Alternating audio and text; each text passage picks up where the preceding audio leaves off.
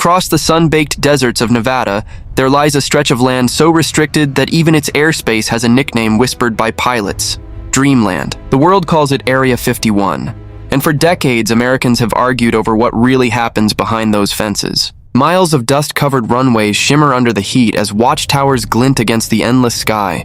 Most people know the rumors: alien craft, reverse-engineered technology, secret energy weapons, but the real story begins much earlier, long before talk of flying saucers or government cover-ups. In the early 1950s, America's fear of the unknown wasn't about aliens. It was about the Soviet Union. The Cold War demanded invisibility and speed. The CIA needed a base so isolated that even its own workers might not realize where they were going. Records show that in 1955, a patch of land near Groom Lake was quietly taken over under a fake company name. The first employees called it Paradise Ranch, a dark joke meant to convince new pilots they were heading to something glamorous, not a sun-scorched wasteland. What followed was the birth of some of the most advanced aircraft ever built. The U-2 spy plane, the A-12 Oxcart, and later the SR-71 Blackbird all took shape here, tested beneath layers of secrecy thicker than concrete. Whenever locals glimpsed a shape streaking through the twilight sky, the government shrugged and said, "Weather balloon."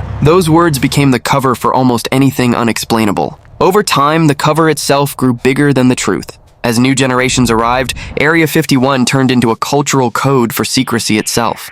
Even now, American audiences remain captivated because it represents two things we crave most: knowledge and mystery. Some historians believe the base's mythic status grew because of its timing. The 1950s were the dawn of television, when every new headline about space or science spread instantly through glowing black and white screens. Fear of nuclear war mixed with fascination about outer space. When the first UFO reports appeared, they blended perfectly with that anxiety. The desert sky became a blank screen for national imagination. Air traffic logs from those years show hundreds of unidentified blips moving faster than any known jet. Some later matched U-2 flights at altitudes civilians had never seen before, but a small portion never aligned with scheduled missions. Modern researchers analyzing those declassified tapes argue that early radar systems sometimes recorded plasma bursts from high-altitude lightning, yet even that explanation can't cover every anomaly. One radar engineer interviewed by Smithsonian Air and Space magazine admitted, "Some returns behaved as if they were skipping across the ionosphere, almost playful." Such statements keep the legend alive. Behind the security gates, scientists pushed the boundaries of propulsion. Fuels containing exotic additives were tested to achieve higher thrust with less detection. One declassified document describes experiments with boron-based compounds that burned invisibly at high altitudes.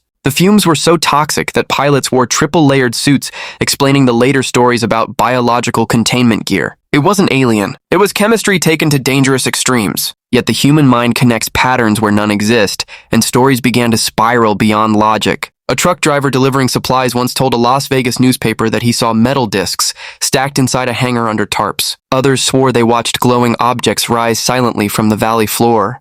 New research from sociology departments now treats these sightings as early examples of mass folklore, how secrecy breeds myth. In controlled experiments, psychologists showed that when groups witness ambiguous lights in the sky, discussion afterward can amplify and distort memory within minutes. Area 51 became a living case study of that phenomenon. But myths often mask fragments of truth, and scattered evidence continues to tease those who dig deeper. In the 1990s, satellite photos leaked online for the first time showing the base's massive expansion, longer runways, additional hangars, and strange circular depressions in the desert floor.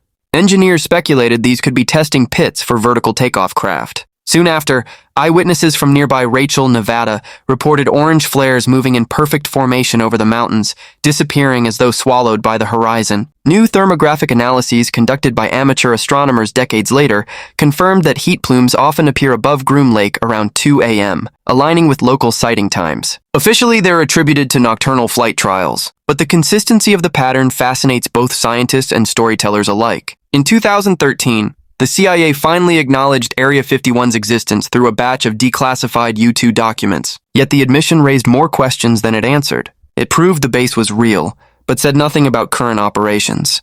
That silence became oxygen for speculation. Aerospace historians noted that many next-generation aircraft, the B-2 Spirit bomber, F-117 Nighthawk, and possibly early stealth drones, were first glimpsed in Nevada skies years before public debut. The pattern suggests that whenever the world sees something impossible overhead, it might simply be tomorrow's military hardware today hidden in plain sight. But that logic doesn't fully explain the persistence of more exotic claims. Newer research combining climate data and satellite thermal imaging shows extensive underground temperature gradients beneath the Groom Range. Skeptics call them geothermal pockets. Yet geologists counter that the symmetry of the shapes implies artificial excavation. The idea of vast subterranean hangars may sound cinematic, but engineers remind us that underground facilities protect from satellite espionage and extreme heat, so the concept is plausible even without aliens. Then there's the human factor, former employees who hint at technologies still decades ahead of commercial science. One retired technician interviewed anonymously for a 2022 documentary described testing gravitic stabilization units, devices meant to counter turbulence using electromagnetic fields. He emphasized they were human inventions, not recovered craft, but the terminology alone sparked online frenzy, feeding endless videos and forums speculating about anti-gravity drives. Scientists at MIT later explained that electromagnetic field manipulation is a genuine area of research, though still theoretical at large scales. This blend of real physics and imaginative leaps keeps Area 51 culturally indestructible. In 2024, a group of independent analysts using open-source satellite data mapped unusual luminous trails extending over the Nevada test range. Their report concluded that the trails matched neither standard aircraft nor meteor patterns, leaving them unidentified but consistent with high-energy propulsion tests. Within days, online headlines screamed, "Proof of alien tech at Area 51," even though the paper itself mentioned no such thing. This echo chamber between research, media, and audience expectation is what makes American fascination with Area 51 unique. The public doesn't just watch, it participates, evolving the legend in real time. Every TikTok theory, every Reddit image feed, every new leak becomes part of a living mythos. New research from media scholars argues that Area 51 has become a shared digital folklore, a 21st century campfire story fueled by algorithms instead of firewood. Yet beneath all the noise, the emotional core remains simple: hope that humanity isn't alone, and fear that someone else already holds greater power. The desert amplifies those feelings. Its emptiness makes any light, any whisper feel significant.